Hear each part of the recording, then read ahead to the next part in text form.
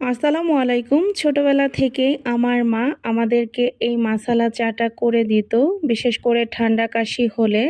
তো খুব সহজে এই মাসালা চাটা তৈরি করা যায়। তো সেটারই আজকের রেসিপি আমি আপনাদের সাথে শেয়ার করছি। তো চা বানানোর জন্য আমি শেষ বিকেলে ছাদে চলে এসেছিলাম লেমন গ্রাস নেওয়ার জন্য। এই গ্রাসগুলো কিন্তু আমি ঢাকা থেকে এনেই লাগিয়েছি, অথচ আমার বাসারগুলো কিন্তু এখন মারা গিয়েছে। ভাইয়া অনেক যত্ন করে, ওজন্য এখনো খুব ভালো আছে। তো চা বানানোর জন্য এখানে আমি 1 কাপ পানির মধ্যে এলাচ, দারচিনি, লবঙ্গ ব্যবহার করেছি। তেজপাতা, জিরা, আদা এগুলোও ব্যবহার করা যাবে। তো হাতের কাছে যা ছিল আমি সেটাই ব্যবহার করেছি। যদিও বাসায় জিরা, তেজপাতা, আদাও ছিল, তো সেগুলো আর আমি খুঁজে বের করিনি। আর এখানে আমি লেমন গ্রাসটা ব্যবহার করেছি। লেমন গ্রাস ব্যবহার করলে চায়ের ফ্লেভারটা এত ভালো আসে যেটা বলার বাহিরে। আপনারা একবার হলেও ব্যবহার করে দেখবেন।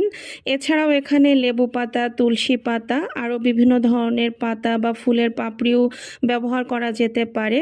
আর এখানে আমি কোনো প্রকার চিনি ব্যবহার করিনি, 1 চা চামচ মধু ব্যবহার করেছি। আপনারা চাইলে তাল মিশ্রি অথবা চিনিও ব্যবহার করতে পারেন। তবে এটার কালার এবং খেতে অসাধারণ। একবার হলেও ট্রাই করে দেখবেন। ভিডিওটি কেমন লাগলো অবশ্যই জানাবেন।